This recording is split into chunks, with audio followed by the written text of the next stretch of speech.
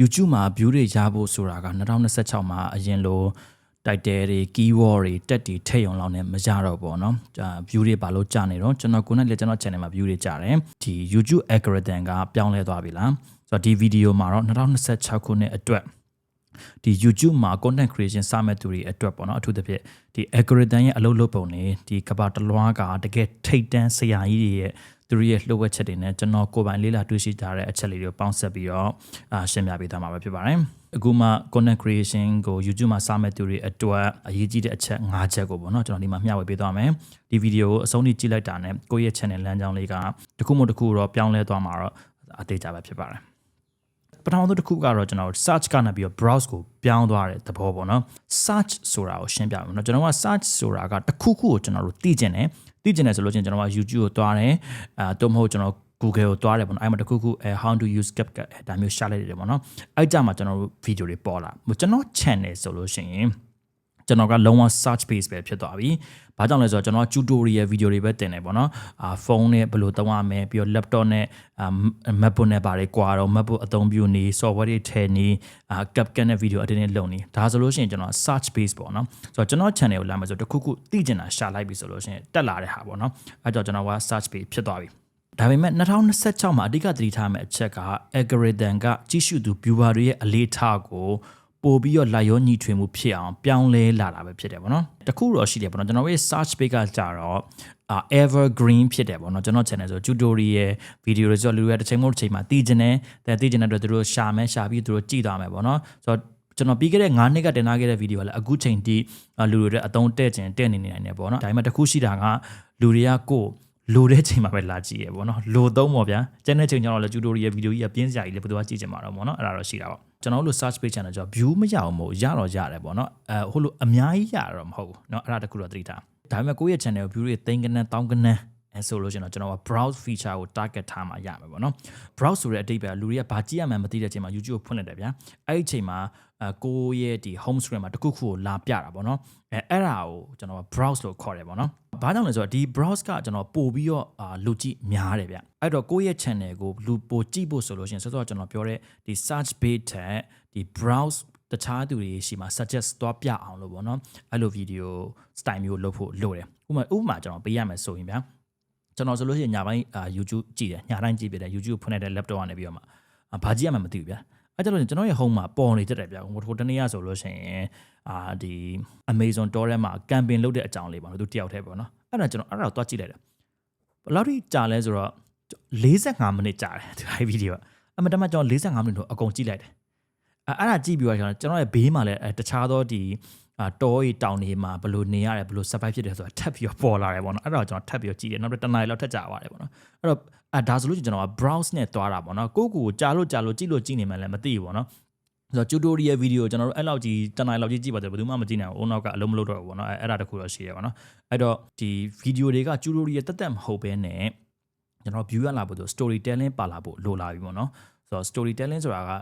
ဒီဇလန်းလိုမျိုးပေါ့နော်။ပြောချင်တာကကျွန်တော်ရုပ်ရှင်ကားတွေကြည့်ရ။ဒါကြောင့်အခုချိန်ဒီအမှတ်မိနေတဲ့ကားတွေရှိသေးတယ်ပေါ့နော်။ဒါက storytelling ကောင်းလို့ပေါ့နော်။ကျွန်တော်တို့ရဲ့ဒီ YouTube မှာလည်း Tony လက်ကောင်းမဲ့ storytelling ကိုကျွန်တော်ထည့်ပြီးတော့သုံးလာဖို့လိုလာပြီပေါ့နော်။လူတွေပိုကြည့်ဖို့အတွက်ကျွန်တော်တော့မတက်နိုင်ကျွန်တော် channel ကတော့ဒီtutorial base ပဲဖြစ်တယ် search base ပဲဖြစ်တယ်သိကျင်လာရှာမဲ့တာပဲဆိုတော့ကျွန်တော်တို့က view ရတာမရတော့ကျွန်တော်နဲ့အဲ့ဒါတိတ်လက်ကောင်းနဲ့မထည့်ဘူးပြသိရမှာဆိုတော့ဒါပေမဲ့ကိုက view ပို့လိုချင်တယ်ဆိုလို့ရှိရင်တော့ဆိုတော့ကျွန်တော်ပြောသလို storytelling လေးပါလာဖို့လိုလာပြီပေါ့နော်ဥပမာဆိုလို့ရှိရင်ဗျာကျွန်တော်ကတချို့ channel တွေမှာဆိုရင် hint chat နေပေါ့နော်စက်သားဟင်း channel ဆိုကြပါစို့စက်သားဟင်း channel ကိုဒီတိုင်းပဲဆိုလို့ကျွန်တော်ပြင်းပါပဲကျွန်တော်တော့မကြည့်ဘူးရှင်းပဲသိရမှာကျွန်တော်တို့လည်းမလိုဘူးဗျာသိရမှာဒါပေမဲ့အဲ့ဒါအစားပေါ့နော်ကျွန်တော်တို့ကစက်သား2ပိတ်တာလောက်ကိုချက်ပြရနဲ့လူ10ယောက်ကိုအိမ်ပေါ်ဖိတ်ပြီးစားမယ်ပေါ့ဒါဆိုစိတ်ဝင်စားလာပြီဝတ်သားဟင်းချက်နီးဆိုတဲ့အစားကျွန်တော်ကဝတ်သားအချိန်30ချက်ပြရနဲ့တရွာလုံးဝေးလိုက်တယ်ဒါမျိုးဆိုလို့ရှိရင်ကျွန်တော်ပို့ပြီးတော့ relate ဖြစ်တယ်ပေါ့နော်အဲ့ထဲမှာကျွန်တော်တို့ကဘယ်လိုချက်တယ်ပြုတ်တယ်ဆိုတာကိုကျွန်တော်ထည့်ပြီးတော့ပြောသွားမှာနော်အဲ့တော့ကြည့်ရသူကလည်းမပြင်းတော့ဘူးပေါ့နော် editing ဖြစ်သွားတယ်ပေါ့နော်အဲ့လို style မျိုးလေးတွေကျွန်တော်တို့ပြောင်းလိုက်မယ်ဆိုလို့ရှိရင်တော့ကြည့်တဲ့ viewer ကပို့ပြီးတော့များလာမယ်ပို့ပြီးတော့ relate ဖြစ်သွားမယ်ပေါ့နော်အားကြောင့် view တွေပို့ပြီးတော့တက်လာနိုင်တယ်ဆိုတော့ကျွန်တော်တို့ချင်းကပ်ပုံလေးပြောင်းရမှာပေါ့နော်အဲ့ဒါတခုတော့ရှိတယ်ကျွန်တော်တော့မပြောင်းနိုင်ဘူးကျွန်တော်တော့တဲ့ပဲအခုလိုဗီဒီယိုတွေပဲကျွန်တော်လုပ်တယ်ပေါ့နော်ဆိုတော့ကြည့်ချင်တဲ့လူကြည့်ပေါ့မကြည့်ချင်တဲ့လူနေပေါ့ဗျာဒါပဲရှိ ပြောချင်တာကအခုလို storytelling ထက်တဲ့အတွက်ကြောင့်မလို့ကျွန်တော်ပညာလဲရမယ်ဇလန်လေးလဲပါတယ်ဆိုတော့browse မှာအလုပ်ဖြစ်ဖို့ရာခိုင်နှုန်းပို့ပြီးတော့များသွားတာပေါ့ဗျာ okay နောက်တစ်ခုကကျွန်တော်တို့ရဲ့ packaging ဗျပြောချင်တာဗျ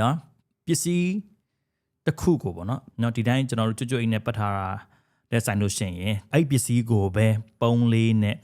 wrapping လေးနဲ့ဖဲကြိုးလေးနဲ့လှတာပတ်တာလေးနှစ်ခုထားမယ်ဆိုဘယ်ဟာကိုပို့ပြီးတော့စိတ်ဝင်စားမလဲပေါ့နော်ပြောချင်တာအဲ့ဒါကိုကျွန်တော် packaging လို့ခေါ်တယ်ပေါ့နော်ကျွန်တော်ရဲ့ YouTube မှာဒါအရေးကြီးတယ်ဗျဟိုလူတွေကပြောကြတယ်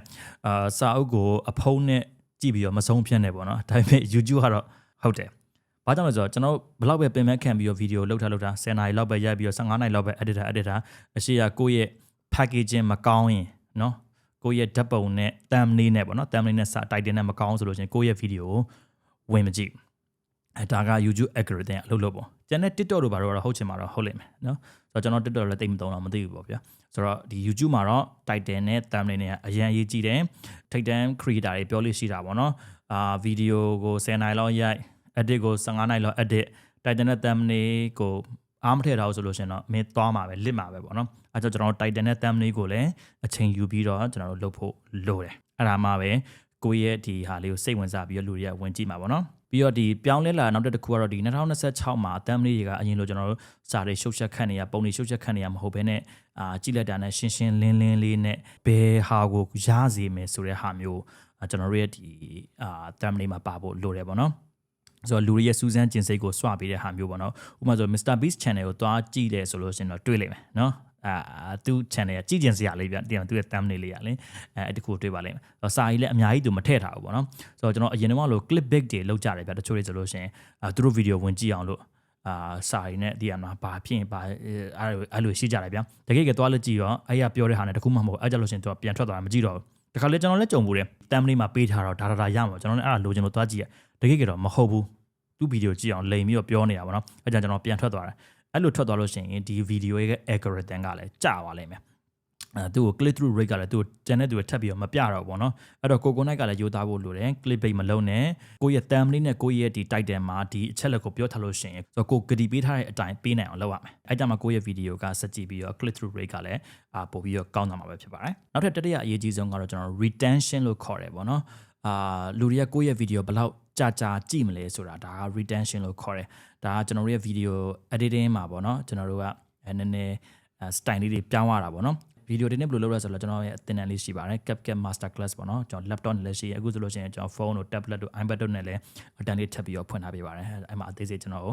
လာမေးလို့ရပါတယ်ဆိုတော့ data တွေအရင်ကတော့2026မှာလူတွေရဲ့အာယုံစူးစိုက်နံ1ကတော်တော်လေးကိုတိုးတောင်းလာပြီပေါ့နော်ကျွန်တော်ဖုန်းတွေကြည့်ရ scroll လုပ်တယ်ပေါ့နော်အဲ့လိုဒီဟာကြီးလည်းပါတာပေါ့ဗျာသိရမှာတခုခုဆိုလို့ရှိရင်အာယုံမဆိုင်နိုင်တော့အဲ့ဒါဒီလိုဖြစ်ကုန်တာပေါ့နော်အဲ့တော့ကျွန်တော်တို့ရဲ့ video editing မှာလည်းကျွန်တော်တို့ဟနေတဲ့အပိုင်းတွေမလိုတဲ့အပိုင်းတွေဆိုကျွန်တော်ဖြတ်ထုံးမယ် sound effect တွေထည့်မယ်စာသားတွေထည့်မယ်ပြီးတဲ့အခါမှာပုံမှန်စကားပြောနေ talking hub ကိုပဲကျွန်တော်ပြင်းစရာမကောင်းပါဘူးအခုဆိုလို့ရှိရင်ကျွန်တော်ဒီမှာ camera ယူကြည့်ပြီးကျွန်တော်တောက်လျှောက်လွတ်နေရပါတော့ဒါကြီးကိုပြင်းမသွားအောင်လို့ကျွန်တော်ဘယ်လိုလုပ်လို့ရမလဲဆိုတော့ဒီ camera angle လေးတွေပြောင်းတာပေါ့နော်ဒီဟာတစ်ခုနောက်ထပ်တစ်ခုကင်မရာနောက်တစ်လုံးရှိပါတော့ကျွန်တော်တို့လောလောဆယ်တစ်လုံးမရှိတော့ဒီတစ်လုံးနဲ့ပဲပေါ့နော်ရှိနေတယ်လို့ပေါ့ပြောနေတယ်ကျွန်တော်ကင်မရာကိုဒီလို zoom in zoom out ဒါတွေပေါ့နော်ဒါတွေကလည်းဘယ်လိုလုပ်တယ်ဆိုတော့ကျွန်တော်တင်ထဲမှာတော့ထည့်ထားပြီးသားဖြစ်ပါတယ်ဒီလိုလုပ်လို့ရတယ်ပေါ့နော်အဲကြမှာပဲကိုယ့်ရဲ့ဗီဒီယိုကိုဆက်ပြီးတော့ကြည့်မှာပေါ့နော်အဲ့တော့ဟို retention ကောင်းလာအောင် set ပြီးတော့ကြည့်ကြအောင်ကျွန်တော်တို့ edit မှာလည်းဒီလိုအပိုင်းလေးရစကားပြောတယ်ပေါ့နော်ပြီးတော့ production quality ပေါ့နော်ဗီဒီယိုတွေကို quality ကောင်းအောင်ရိုက်ဖို့ပေါ့နော်ပြောချင်တာဒီဘက်ကမှာအရန်လွယ်ပါပြီဗျာသိရမလားအခုဆိုလို့ရှိရင်လူတိုင်းမှာဖုန်းရှိတယ်လူတိုင်းရဲ့ဖုန်းကင်မရာမှာ 4K လောက်ကတော့ပါပြီးသားဗျာသိရမလားပြီးတော့အခုဆိုလို့ရှိရင် Pocket 3တို့ Pocket 4တို့အများကြီးထွက်လာကြပြီဗျာတစ်ချိန်တစ်ခါတော့အဲ့လိုကင်မရာသေးသေးလေးနဲ့ quality ကောင်းအောင်ရိုက်ဖို့ဆိုတာမဖြစ်နိုင်ခဲ့ဘူးလေအခုဆိုလို့ရှိရင် mic တွေပါရလားအများကြီးရွေးချယ်စရာတွေအများကြီးဗျာသိရမလားဆိုတော့ကျွန်တော်ပြောခဲ့သလိုပဲအတန်နဲ့ရုပ်နေရပဲအရေးကြီးလဲဆိုလို့ရှိရင်အရင်ဗီဒီယိုမှာကျွန်တော်ပြောခဲ့တယ်အတန်ကလည်းအရေးကြီးရလို့ကျွန်တော်ပြောခဲ့တယ်ပေါ့နော်ကျွန်တော်ရုပ်မကြည့်နေလို့ကျွန်တော်နောက်ဆုံးအတန်နားထောင်လို့ရတယ်ဗျာဒီမှာရုပ်ကတော့ကြည့်ပြီးတော့အတန်ကဝါဝူးရဘာနဲ့ဘာတွေပြောနေမှန်းမသိလို့ရှိရင်တော့အဲ့ဗီဒီယိုဆက်မကြည့်တော့ဘူးပေါ့နော်ဒါလည်းတစ်ခုရှိတယ်သတိထားဖို့ပေါ့နော်ဆိုတော့ကျွန်တော်အတန်တွေကိုကြည်လင်ပြက်သက်သက်နဲ့ပါဖို့ပြီးတော့ဒီ quality ကောင်းဗီဒီယိုလေးရိုက်နိုင်ဖို့ဆိုတာဒီဘက်ခင်မှာအရင်မခက်တော့ပါဘူးနော်လွယ်သွားပါပြီနောက်တစ်ချက်ကတော့ကျွန်တော်တို့ burn out လို့ခေါ်တယ်ပေါ့နော်ကျွန်တော်ကိုနိုင်လည်း burn out ဖြစ်သွားတယ်ဗျburn out ကတော့ creator တော်တော်များများမှလည်းကြုံရမှာပေါ့နော်သူ့ရဲ့အဓိပ္ပာယ်ကတော့ဒီစိတ်ဖိစီးပြီးတော့ဆက်မလုပ်နိုင်တော့တာပေါ့နော် ဒါကိုလည်းကျွန်တော်တို့ရှောင်ရှားဖို့လိုတယ်ကျွန်တော်ဆိုလို့ရှိရင်ကျွန်တော် channel ကိုကျွန်တော်ပြစ်ထားတစ်နှစ်လောက်ရှိပါကျွန်တော်မလုပ်ချင်တော့ဘူးဗျာသိရမှာကျူတိုရီယယ်ဗီဒီယိုတွေပဲလုပ်ရတာကျွန်တော်ပြင်းလာမလုပ်တော့အဲ့တော့ကျွန်တော်စိတ်ကလည်းမွန်းကျက်လာတယ်မပျော်တော့ဘူးပေါ့ဗျာသိရမှာအားကြောင့်မလို့ကျွန်တော်တို့ရဲ့ဒီ Petty Night Swan လေးတွေကိုမကုံသွားအောင်လို့ပေါ့နော်ကျွန်တော်တို့ရဲ့ content အစ်စ်လေးတွေ style လေးပြောင်းပြီးတော့လုပ်ဖို့လိုတယ်အခုဆိုလို့ရှိရင်ကျွန်တော်ဒီကြက်တောင်ရိုက်တဲ့ video လေးတွေ documentary လေးတွေကျွန်တော်လုပ်ဖြစ်တယ်ပေါ့နော်ကျွန်တော်လည်းပျော်သွားတယ်เนาะအခုဆိုကျွန်တော်ဒီ main channel ကိုလည်းအခုကျွန်တော်ပြန်ပြီးတော့စပြီးတော့ run နေပေါ့နော်တစ်ချိန်တည်းမှာပဲတခြားကျွန်တော်ရဲ့ဒီဝါသနာပါတဲ့တခြားဟာလေးတွေလည်းအဲ့လိုထက်ပြီးတော့ညှက်ပြီးတော့လောက်သွားတာပေါ့နော်အဲ့လိုလေးလုပ်လို့ရတယ်ဆိုတာလေးပြောပြတာအဲ့ဆိုတခုတည်းကိုလည်းလုပ်လို့မရအောင်မို့ရတော့ရတယ်ဒါပေမဲ့ဆက်တော့ကျွန်တော်ပြောသလိုပဲ brand out မဖြစ်သွားအောင်တော့ကိုသတိထားဖို့တော့လုပ်တယ်နော်နောက်ဆုံးတစ်ချက်ကတော့တော်တော်ကြီးအရေးကြီးတယ်နော်ဒီချက်ကဘာကြောင့်လဲဆိုတော့ကျွန်တော်လည်းကြုံခဲ့ဘူးလို့ပေါ့နော်ဒီချက်ကကျွန်တော်တို့က YouTube AdSense ခုတည်းကိုပဲကျွန်တော်မှီခိုနေလို့မရဘူး YouTube AdSense ဆိုတာ YouTube ကနေပတ်စံရနိုင်ပြန်ကျွန်တော် follower subscriber 1000 နဲ့ watcher ပါ4000ပြည့်လို့ရှိရင်monetization ရှောက်လို့ရတာပေါ့နော်ဒါကိုကျွန်တော်တို့ကအားမကိုးနေဗျကျွန်တော်မြင်ရတော့ YouTube ကိုကျွန်တော်တို့ကအသုံးချတတ်ဖို့လိုတယ်နော်ဒီတစ်ခုတည်းကိုပဲကျွန်တော်မမျှော်ကိုနဲ့နောက်တစ်ချိန်မှာဒုက္ခလက်တွေးလိမ့်မယ်ပေါ့နော်အခက်မသိလို့ရှိရင် YouTube ဆိုတာကိုယ့်ရဲ့လုပ်ငန်းအတွက်ပေါ့နော် traffic ရှာပေးတဲ့နေရာတစ်ခုပေါ့နော် client ရှာပေးတဲ့နေရာတစ်ခုပြတနည်းပြောရရင်အဲ့လိုပေါ့နော်ဆိုတော့ဝင်ငွေလမ်းကြောင်းတစ်ခုနဲ့မရက်တည်ပဲနဲ့တခြားသောကျွန်တော်တို့ product တွေ service တွေရှိတာပေါ့နော်ဥပမာဆိုလို့ရှိရင်ကျွန်တော်စီမှာဆိုလို့ရှိရင်ဒီ YouTube AdSense ကရတဲ့ဟာလေးနည်းနည်းပါးပါးရှိမယ်ပြီးတဲ့အခါမှာကျွန်တော်စီကိုတင်တန်းလာတက်တဲ့ဟာလေးရှိမယ်ပြီးတော့ကျွန်တော်ဗီဒီယိုတွေရိုက်ပေးပါဆိုပြီးတော့ရှိမယ်ဒီ PC လေးတွေမှာပေးပါဝယ်ပေးပါဆိုတဲ့ဟာမျိုးတွေရှိရမှာနော်အဲ့တော့ကျွန်တော်တစ်ခုတည်းဥပဒေကျွန်တော်မိခိုနေစရာမလိုတော့ဘူးပေါ့နော်အားကြောင့်မို့ကျွန်တော်တို့ဒီ AdSense ကိုပဲအာမကုန်နဲ့ကိုသွားတဲ့လုပ်ငန်းပေါ်မှာမူတည်ပြီးတော့တခြားသော business လေးတွေကျွန်တော်တို့တည်ဆောက်လို့ရပါတယ်အခုဆိုလို့ချင်းကျွန်တော်ဒီ video editing နဲ့ပတ်သက်တဲ့သင်တန်းတွေဖွင့်လာတယ်ပေါ့နော်ကျွန်တော် CapCut Master Class ရှိရယ်